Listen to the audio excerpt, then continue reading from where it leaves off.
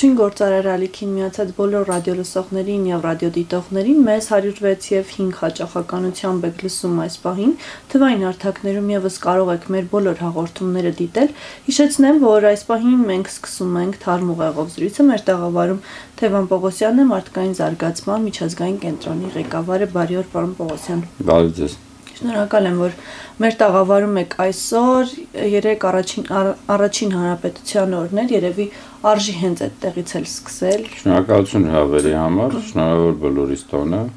Այո, միանշանակ շնորհավոր եւ ինքնիշխանության գաղափարից խոսենք առհասարակ ժամանակի ընթացքում այդ գաղափարը հայ ազգի մոտ ինչ փոփոխությունների է ենթարկվել ու ընկալումը ինքնիշխանության հանդեպ։ Նայեք,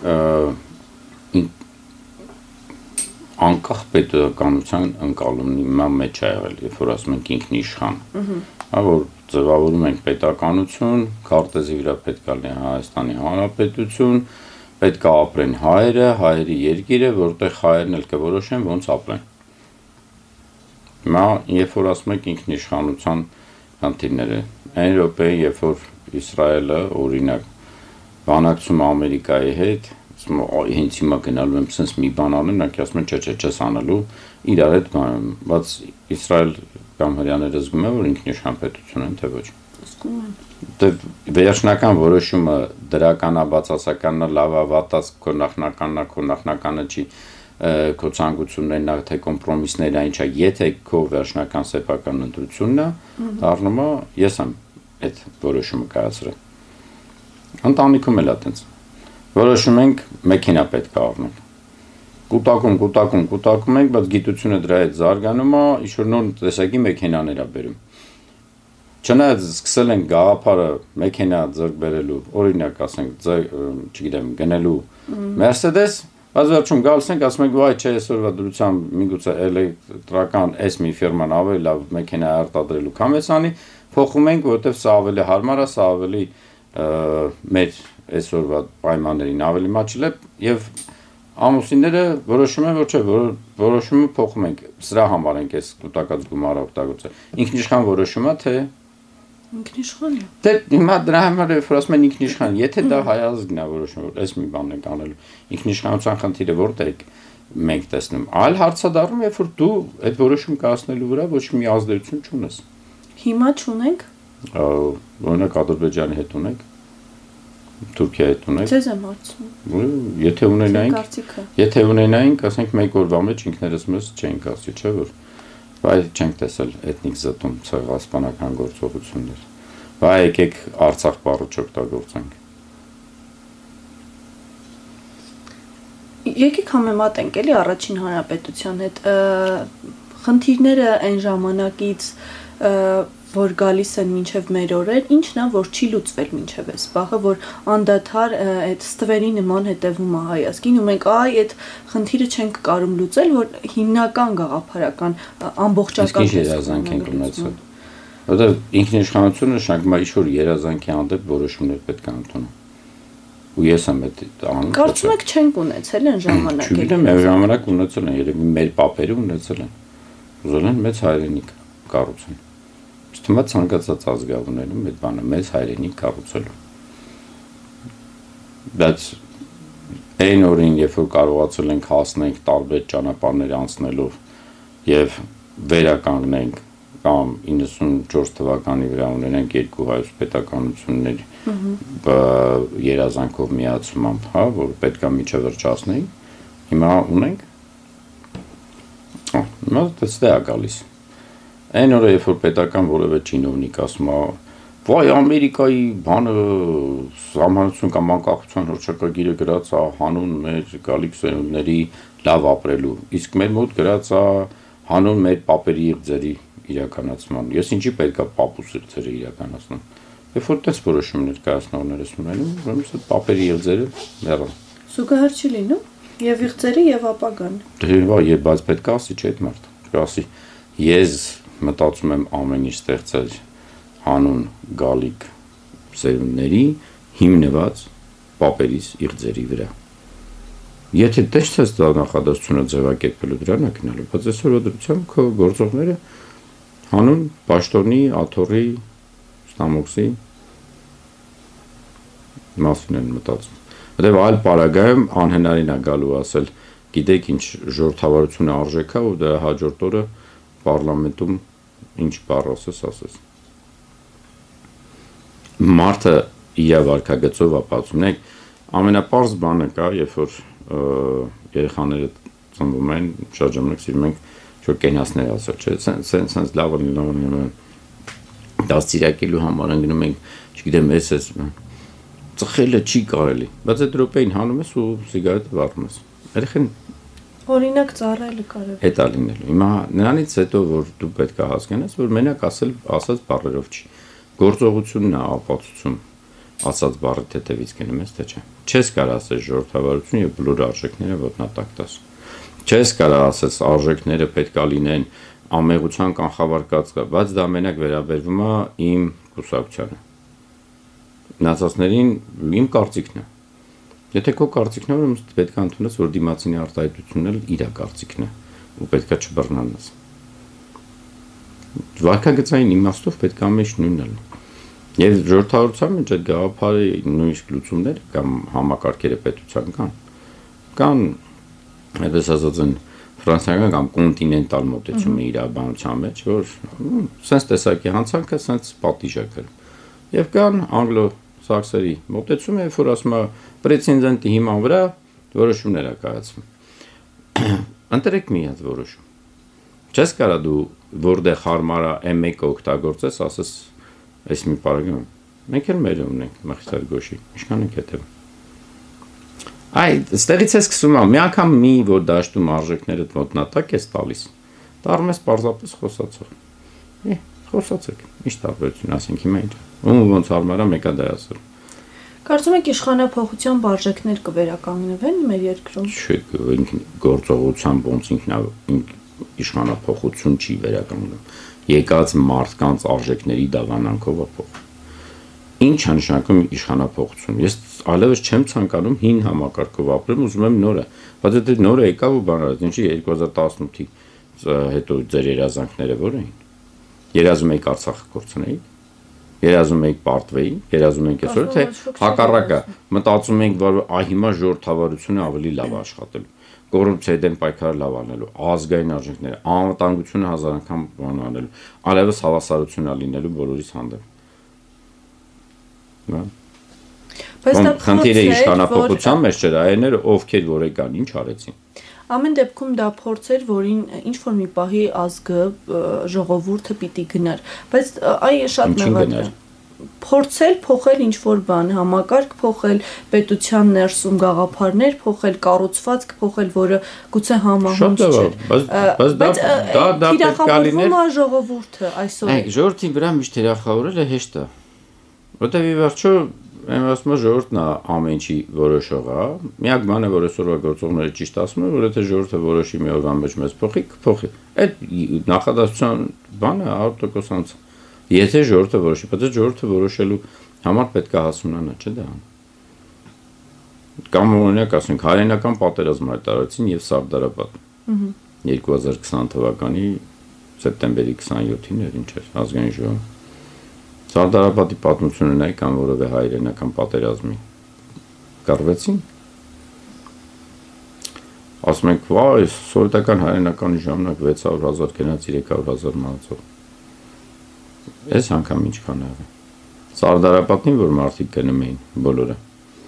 Սարդարապետում կային չէ արցախցիներ։ Իհարկե։ Էլ ամբողջ Եթե չեմ սխալվում, մենք խոսում էինք, որ այ Գյանջայի ներքևներից սկսած մինչև դուրս եկած ամբողջ Արցախից մարդիկ եկել էին Սարդարապետում կռվելու։ Երբ որ այնտեղ էր։ Հա, դե այստեղից էլ գալիս է։ Այդ ժամանակ ժողովուրդն էր որոշը։ Իսկ հիմա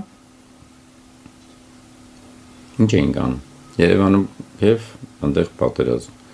Ուրիշ այնտեղ մարդիկ բողոքում են, խնդիրները բարձրացնում են,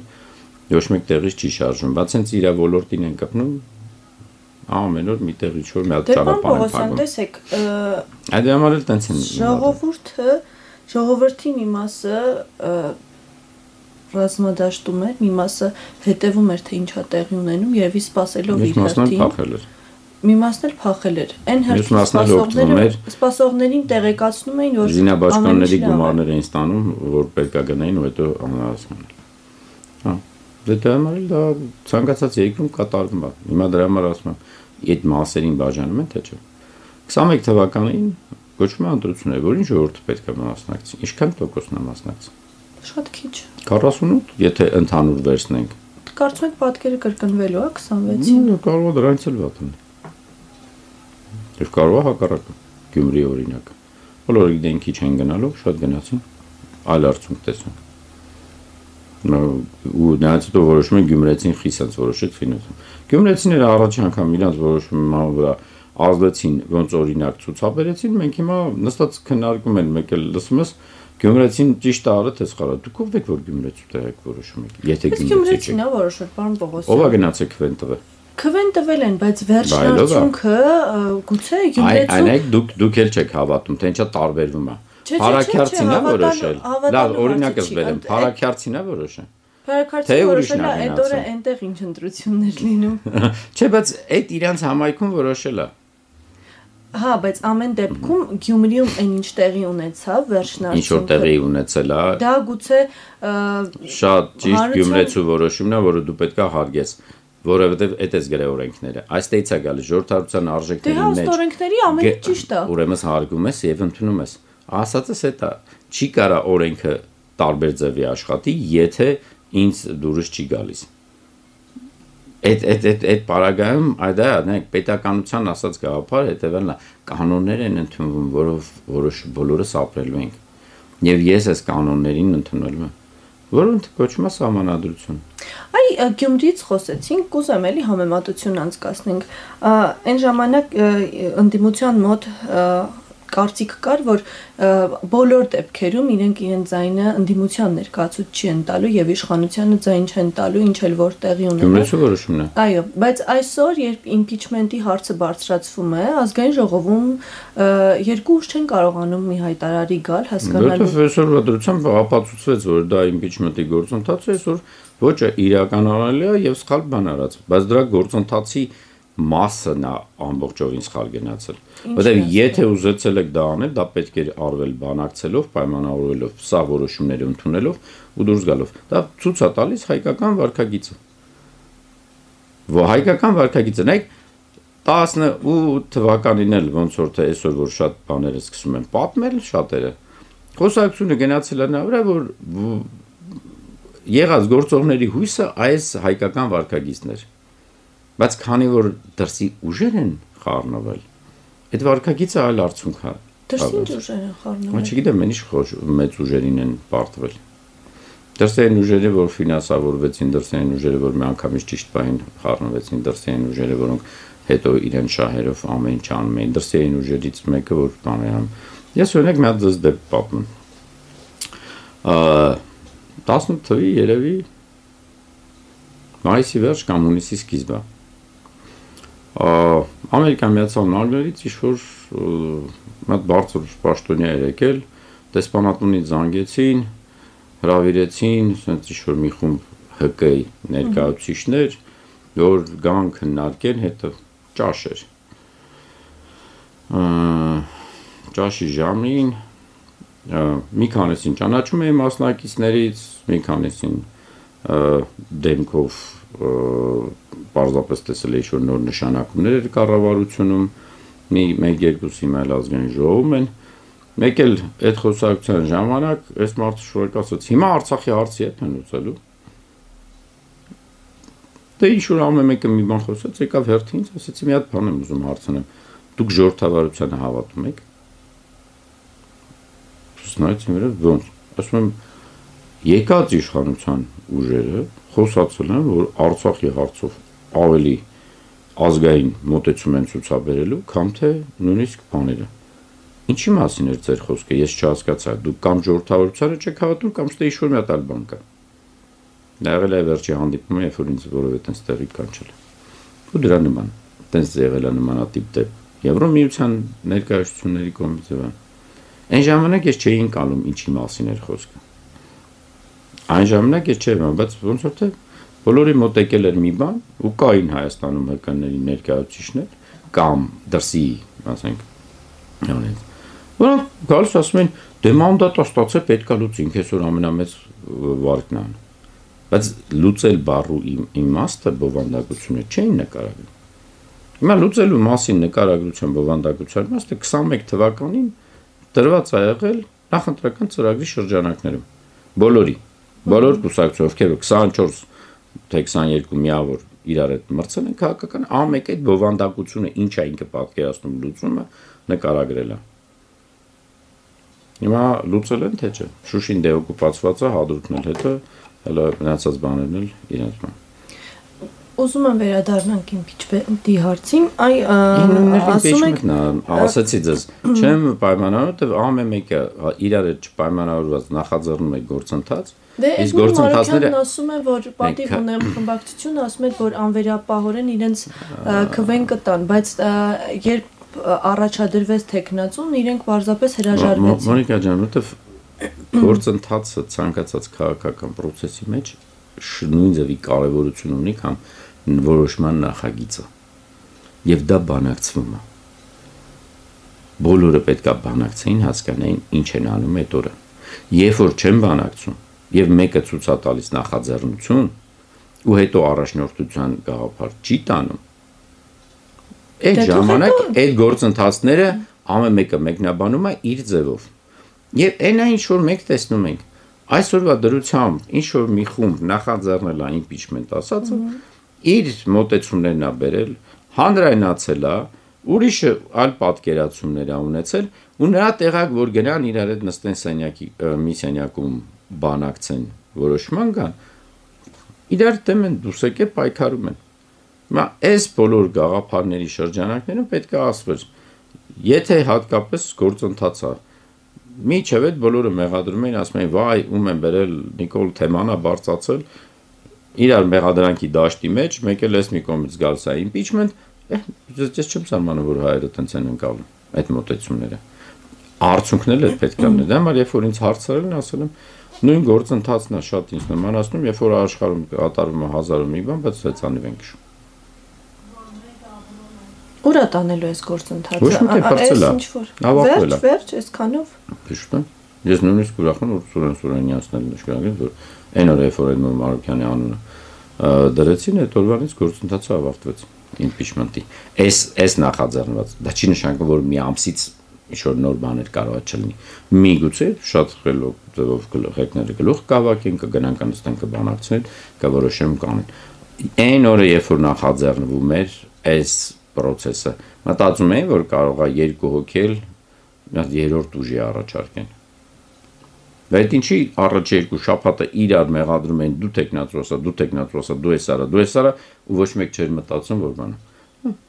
Բայց դե տեխնացու ասեին էլի։ Մի հատ ուրիշ, դե որը մարդը գիտի գործընթացը բանանում, ինչի անունը դեմ։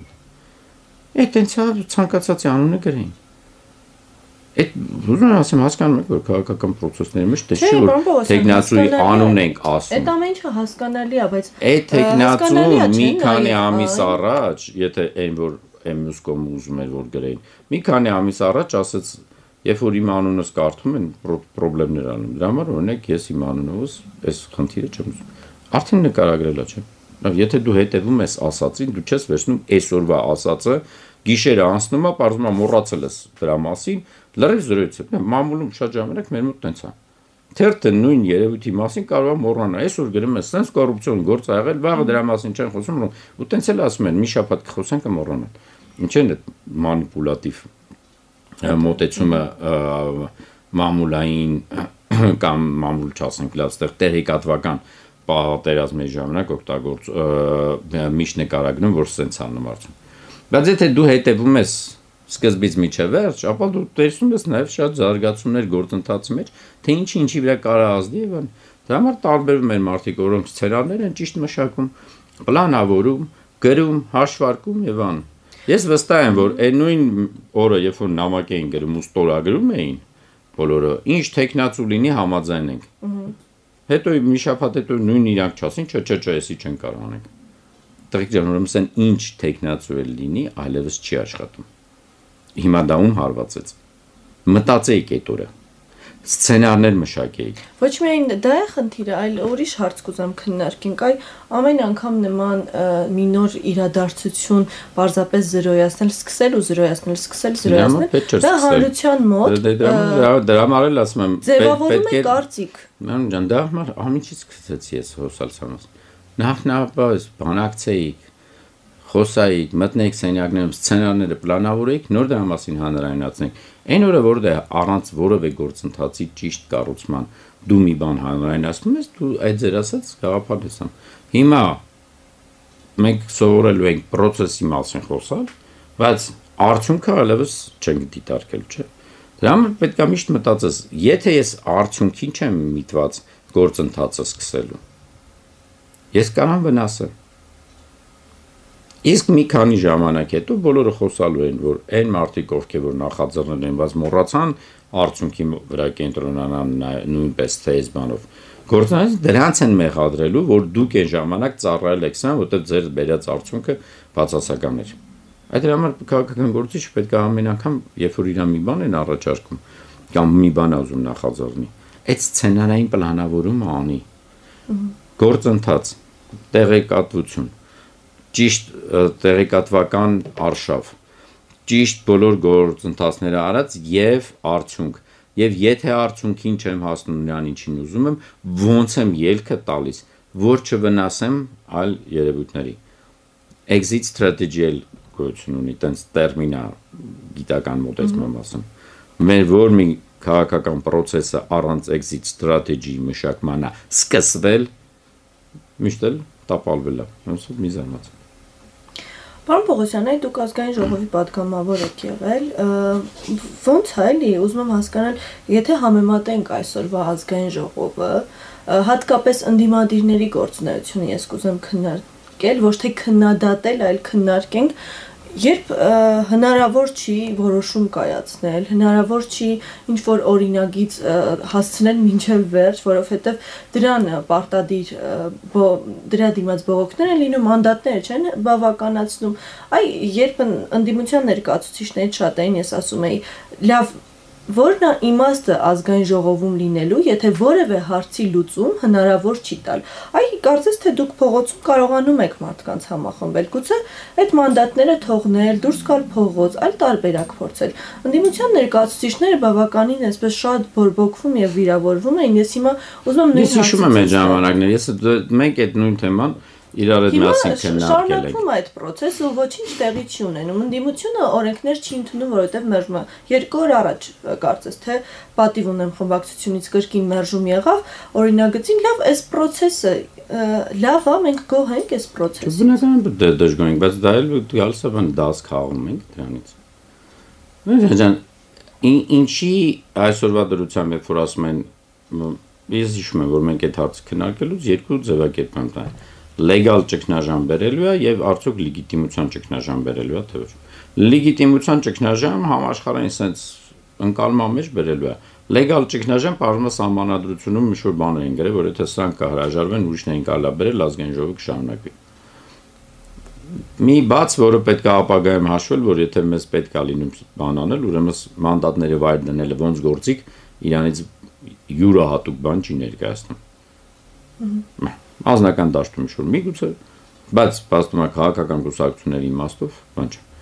Սա ապագայում փոփոխելու գաղափար պետք է լինի, որ այս sense փոփոխություն պետք է լինի, որտեղ լեգիտիմության ճգնաժամի շրջանակում, եթե նույնիսկ շատերը խոսում են, հիմա նորից են ասում, երբ որ աշխարհում բոլորը այսօր ուզում են, որ Արցախի թեման փակվի, այս բանը լինի, այն բանը լինի, ինչ-որ բաներ են անում, ձեզ ասելու են այսօրվա գործողները, այս ինչ անթույլատրելի բաներ են արել։ Եթե չունես մշակված այն ստրատեգիան, ոնց ես դու աշխատելու, որ արդյունքդ բերվի, որ ըլնելու է միջազգային ճնշում, որ ձեզ այլևս լեգիտիմ չենք ընդունում ու դրա պատճառով ստիպված են լինելու գնալ նոր ընտրությունների,